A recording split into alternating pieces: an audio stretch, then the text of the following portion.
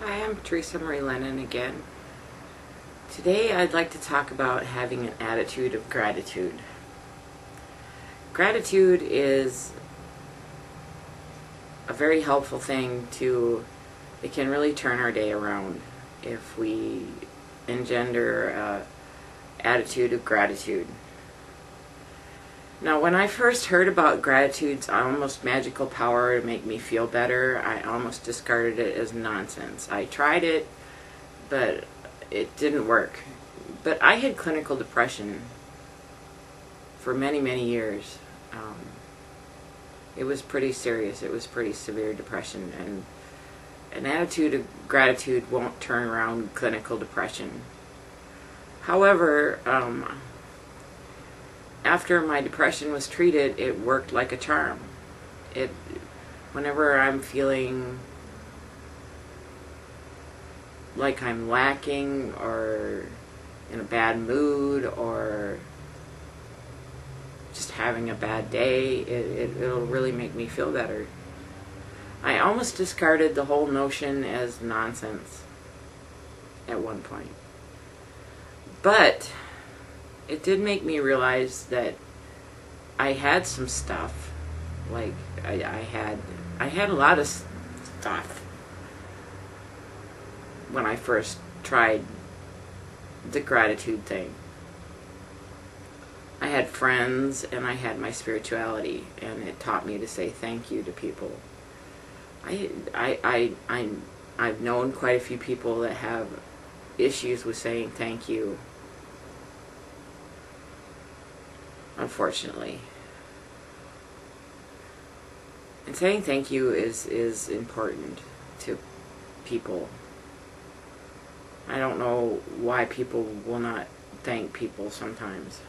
But yeah, it taught me to say thank you.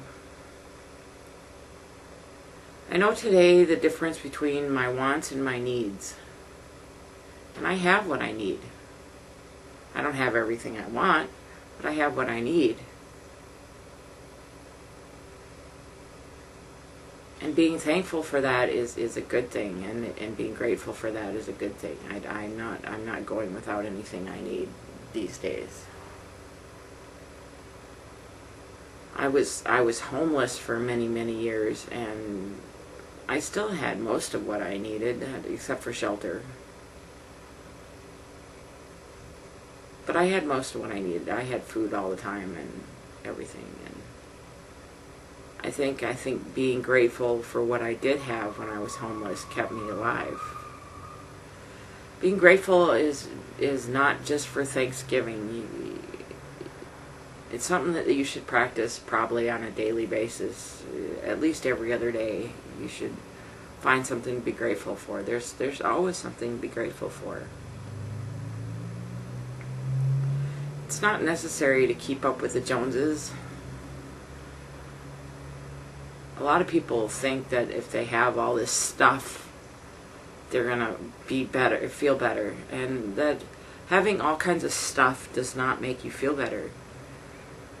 As a matter of fact, I could argue that we don't even need cars, because I've had one car in my entire life, and I had that car for about 6 months.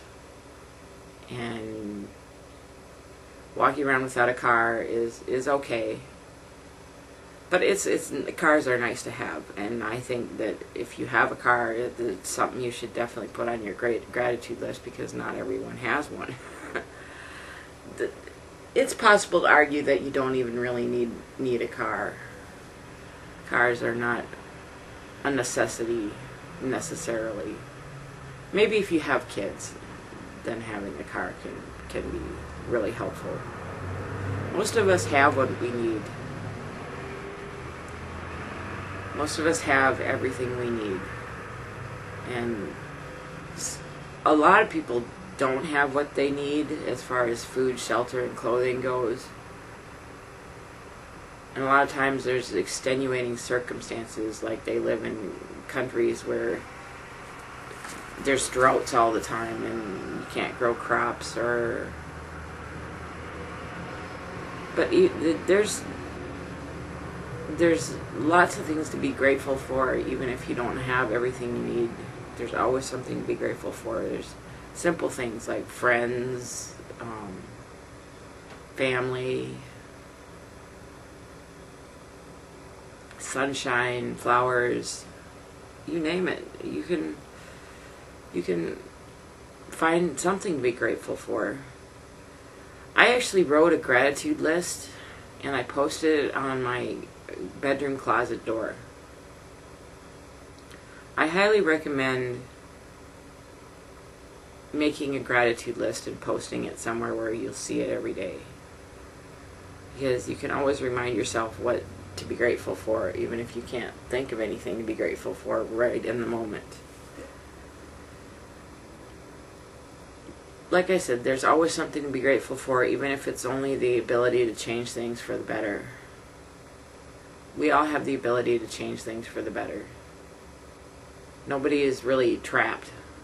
And even if you're like in jail or in prison, which if you were, you probably wouldn't be seeing this. But there's 3 meals a day, there's clothes, there's a place to sleep. There's always something to be grateful for. In Buddhism, they say that desire equals suffering. Suffering comes from desire. Now, needs are not desires. If you need something, it's not a desire, it's a need. And if your needs are not met, it's no longer just a desire. And suffering can come from not having your needs met. Suffering can also come from abuse, and there's no need to be grateful for abuse.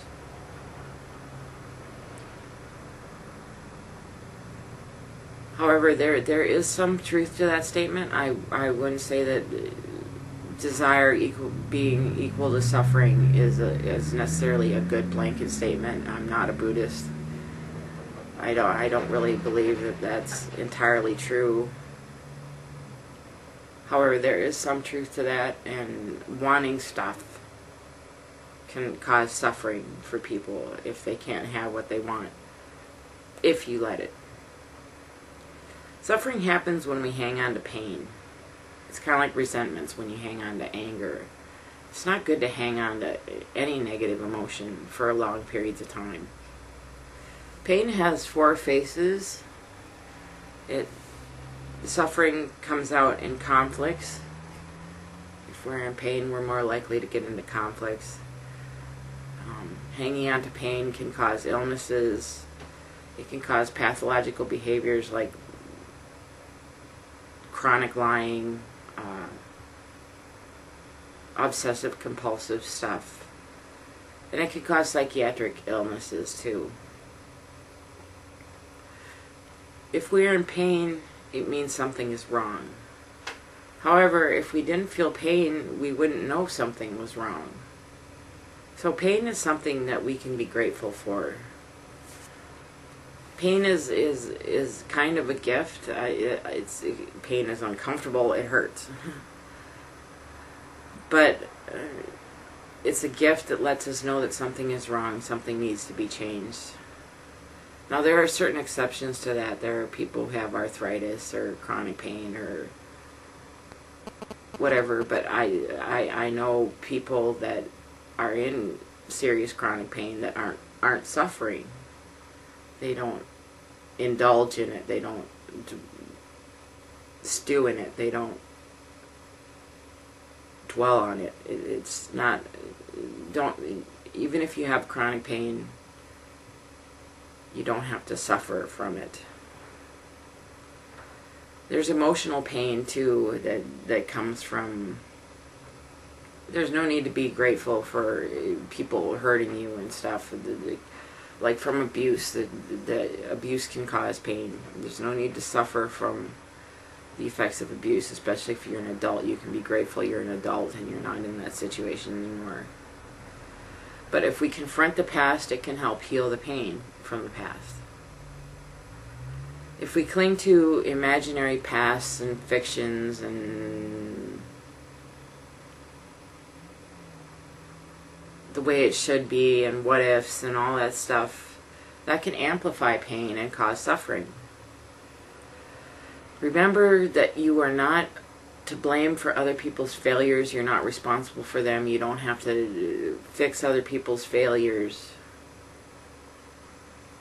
But you are responsible for taking care of yourself, because nobody else is going to take care of you in all the ways that you need to be taken care of. Remember, there's always something to be grateful for in our lives. Gratitude, an attitude of gratitude can really turn things around, and if it doesn't work, there's probably something else wrong.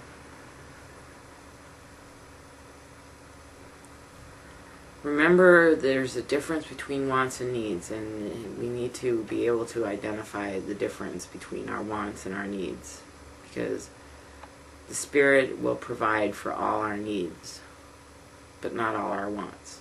And not getting what we want does not have to cause suffering or pain. And being grateful for what you need is very healthy.